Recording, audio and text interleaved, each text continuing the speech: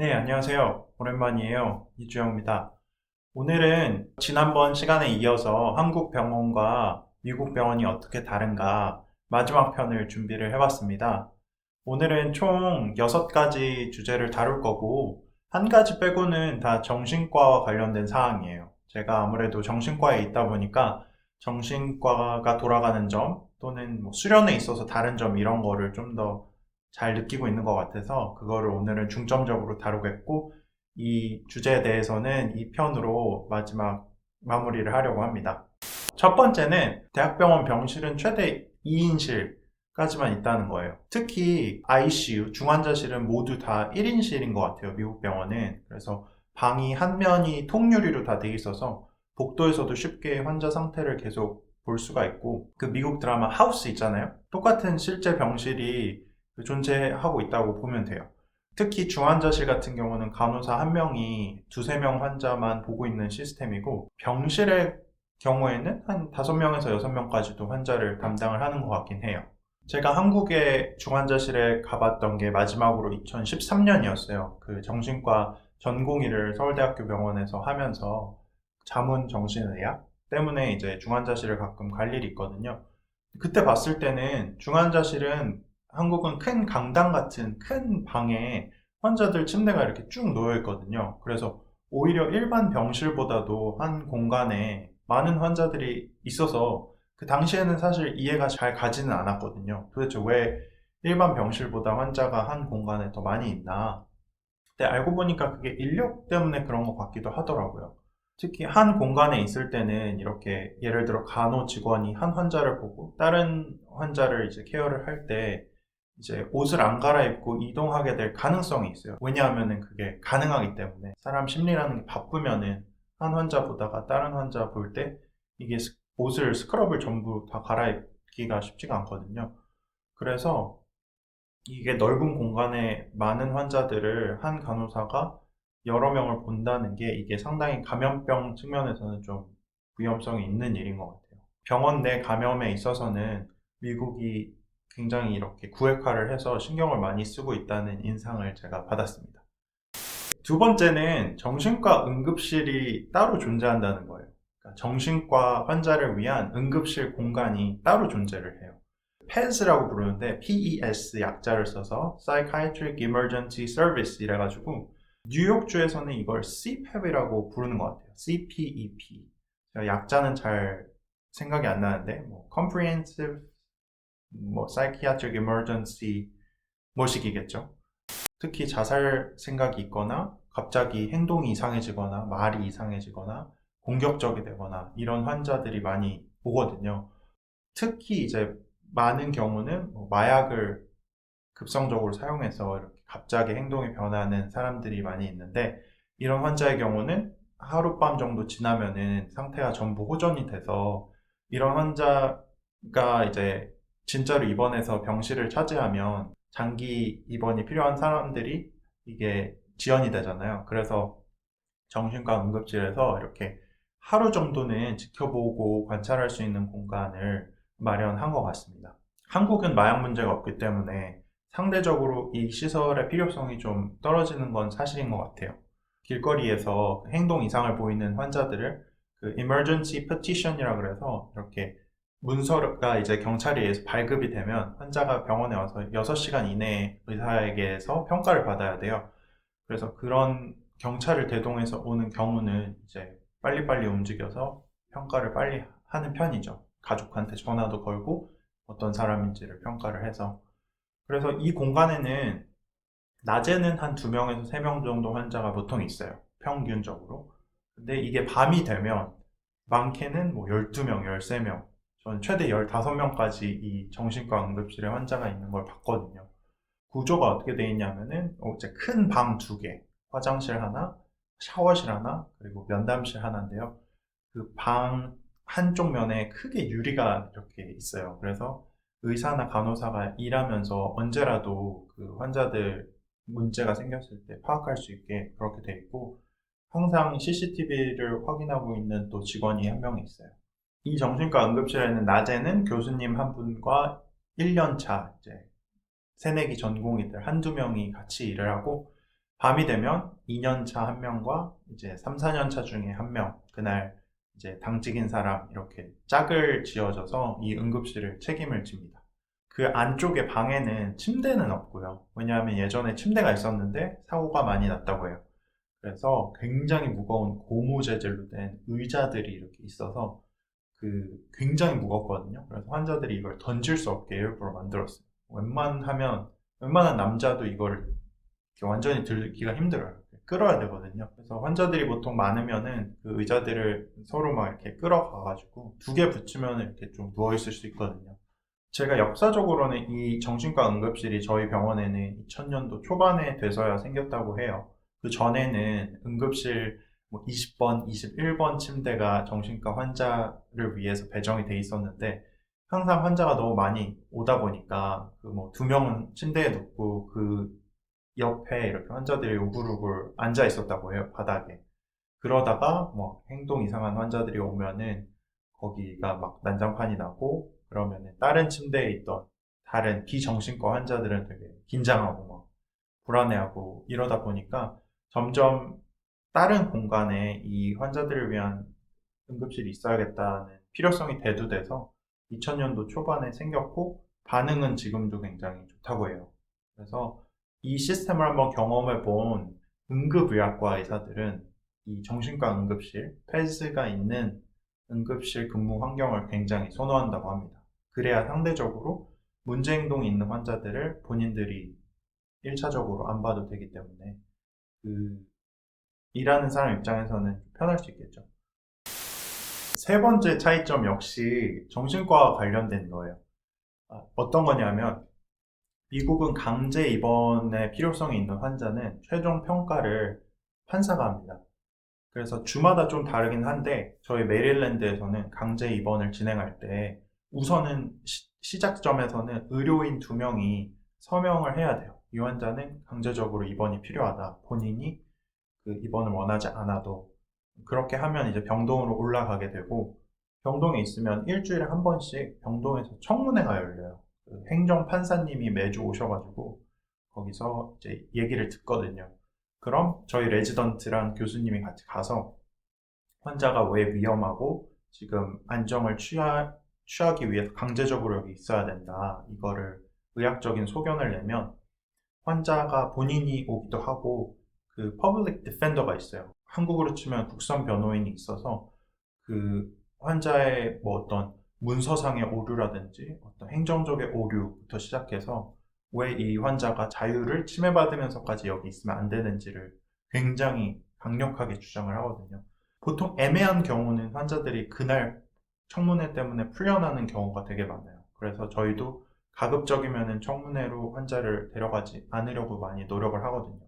또한 이렇게 강제로 병원에 남게 되는 환자를 주기적으로 그 주사를 놔야 되는 경우가 있어요. 환자가 너무 불안정한데 약을 안 먹는 경우, 주기적으로 이제 주사를 해야 되는 경우가 있는데 이렇게 응급 상황이 아니고 주기적으로 근주를 해야 되는 경우는 약물위원회가 따로 또 열려야 돼요. 이거는 강제 입원과 별개로 전문가 집단이 소집이 돼서 이 사람이 진짜로 이런 과정을 거쳐야 되는지를 회의를 하고 이걸 문서화하고 그제서야 그 약물을 주기적으로 근주를 할 수가 있습니다. 이런 식으로 굉장히 난관들이 있어요.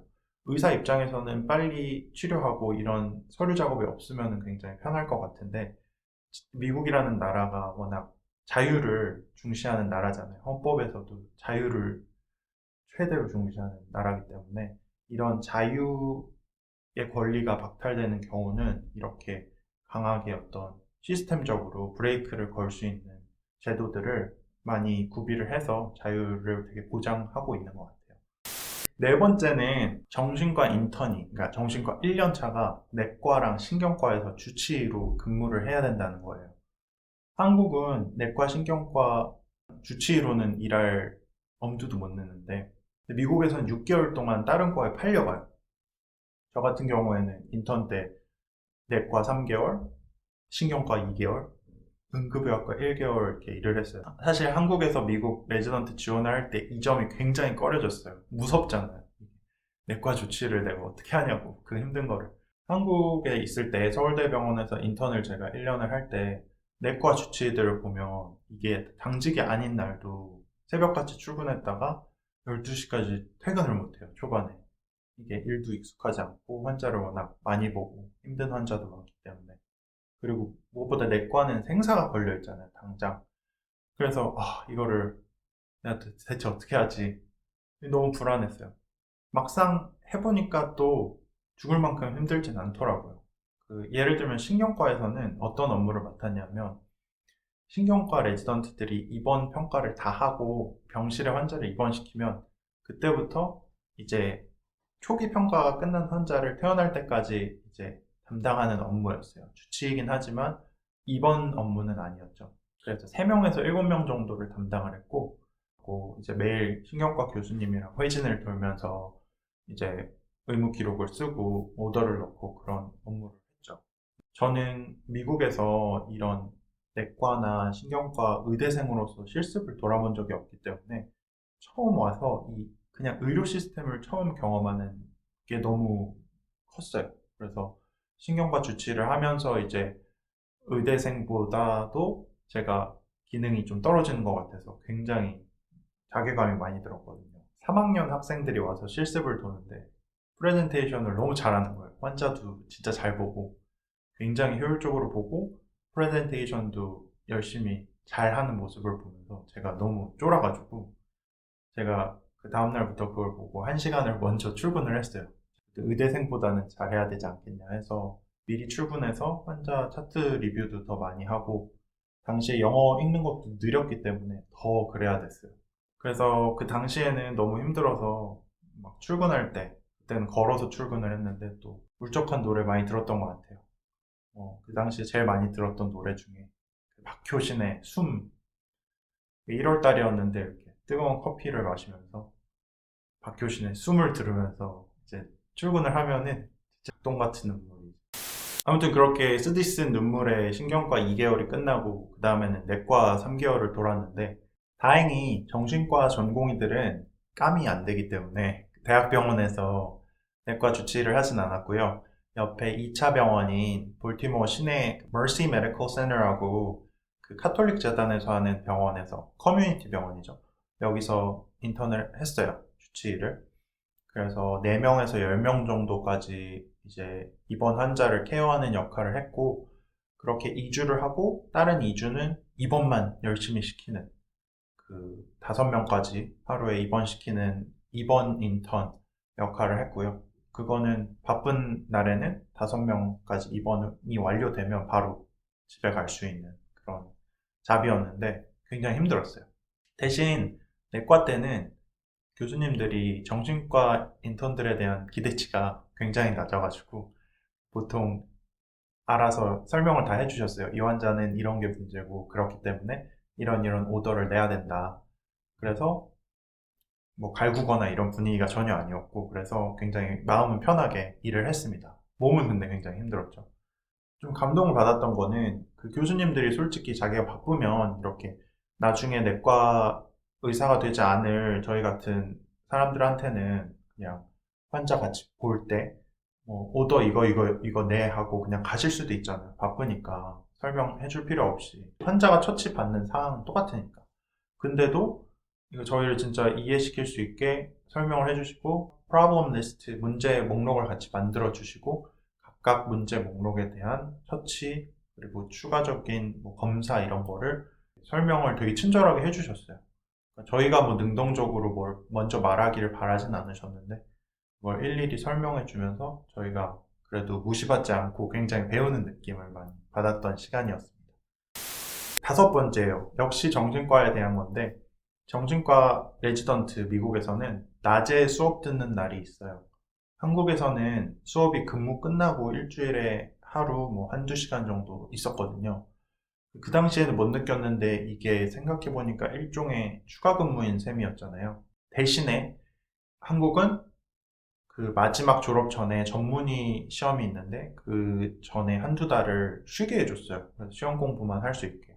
알아서 자습을 할 수 있게 해줬는데 미국은 그런 게 없어요. 대신에 그 정규 시간에 이렇게 수업을 해줘요. 전문의 시험 범위를 다 커버를 해주는데 이게 1, 2년 차 때는 뭐 일주일에 하루, 오전 이렇게 반일을 할애를 했고 저희 3년 차 같은 경우는 목요일, 매주 목요일 전체가 그냥 수업일이에요. 그래서 그날은 일을 안 해요. 사실상 저는 주 4 근무를 하고 있습니다. 대신에 미국은 그 전문의 시험 전에 그 일을 빼주고 이런 게 따로 없어요. 왜냐하면 전문의 시험을 졸업하고 훨씬 다음에 보거든요. 그래서 미국은 그 일자리를 구할 때 레지던트 과정을 4년을 마친 게 중요하지 전문의 자격증이 있는 게 전혀 중요하지 않아요. 대세에 지장이 없고 전문의 시험을 따면 연봉이 한 10,000불 정도? 만에서 20,000불 정도 오르는 것 같긴 해요. 하지만 레지던트 4년을 마쳤으면은 전문의 시험을 보지 않아도 그 일자리를 구하는 데에는 전혀 영향이 없어요. 전문의 시험을 볼 수 있는 자격이 주어졌다는 것 자체가 굉장히 큰 의미가 있다고 보거든요. 그래서 한국이랑 전문의 시험 제도도 이렇게 좀 다른 것 같습니다. 이 수업 날은 보통 흩어져 있던 전공의들이 다 같이 모이는 날이었어요. 저희 연차는 한 연차에 17명이에요. 정신과인데 굉장히 큰 연차거든요.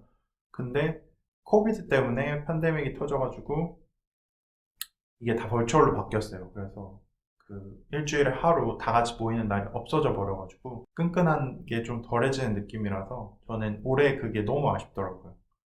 여섯 번째, 마지막은 저희 정신과 레지던트 3년 차는 100% 외래 스케줄이라는 거예요. 그러니까 입원 환자를 보지 않아요. 3년 차 때는. 1년 내내 외래에서 제 환자 군을 끌어가면서 전향적으로 보는 그런 경험을 하는 게 3년 차입니다.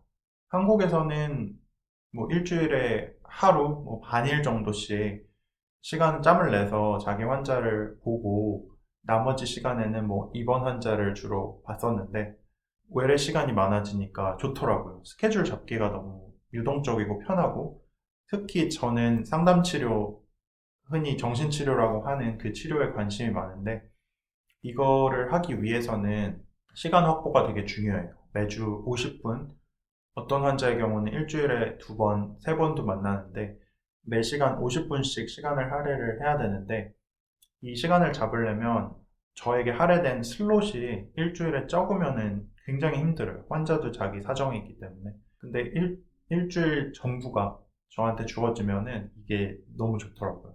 저는 1년 내내 그 일주일에 한 번 이상 보는 정신치료 환자를 최소 5명 이상 1년 내내 유지를 할 수가 있었어요. 이것 때문에. 외래에서 일주일에 신원을 한 명을 봐요. 그리고 90분을 할애를 받습니다. 굉장히 꼼꼼하고 넉넉하게 환자를 평가를 할 수가 있고, 그 다음에는 이제 그분이 제 환자가 되는 거예요. 그래서 1년 남은 시간 동안 저랑 그 스케줄을 잡으면서 치료를 이어나가는 시스템입니다. 올해는 코비드 때문에 모든 환자를 줌으로 봤거든요. 그래서 환자를 한 번도 못 본, 실제로 한 번도 못 본 환자들이 굉장히 대부분이었어요. 모르겠어요. 이게 실제로 만났으면 어땠을지, 1년 동안 내 환자를 내 치료 공간에서, 내 오피스에서 만난다는 게 어떤 느낌인지를 경험을 할 수 있었을 텐데, 이게 안 돼서 좀 아쉬운 건 있었어요. 제가 내년에 펠로우십을 가는데, 펠로우십 때는 코비드 상황이 좀 좋아져서 제 오피스에서 제 환자들을 좀 볼 수 있으면 너무 좋겠어요. 저희 프로그램은 교육을 어떻게 끌어가냐면 1년에 걸쳐서 슈퍼바이저, 그러니까 흔히 말하는 스승님이죠. 스승님 4분을 이제 배정을 해줘요. 저도 4분의 슈퍼바이저가 있는데 매주 1시간씩 그분들을 만나거든요. 이 중에 2분은 정신치료를 가르쳐 주시고 그 중에 또 1명은 정신분석가세요. 4명 중에 또 1명은 소아 케이스를 담당을 하시고 마지막 1분은 약물 관련된 교육을 해주십니다. 그래서 그 4분들을 이제 한 번씩 만나면 얼추 다음번에 이 환자를 만났을 때 굉장히 준비될 수가 있어요. 그리고 내가 몰랐던 것도 굉장히 많이 배우게 되고 한국 병원과 다른 미국 병원의 특징 상중하 편을 모두 마쳤습니다. 어떠셨어요? 그 좀 한국 병원과 미국 병원의 차이가 좀 이렇게 마음에 와 닿으셨나요? 다음부터는 제가 컨텐츠를 이제 소아정신과 제가 펠로우가 되기 때문에 소아나 소아정신질환이라든지 일반적인 육아, 부모 자식 관계 이런 거에 대해서 좀 얘기를 할 거고 제가 특히 정신치료라든지 정신역동 그 정신 분석 이쪽에 관심이 있기 때문에 자연스러운 소화 발달이라는 게 어떤 건지에 대해서도 좀 다뤄보려고 해요. 소화 발달이라는 게 대부분 소아과에서는 이런 운동 능력 중심으로 강조를 하잖아요.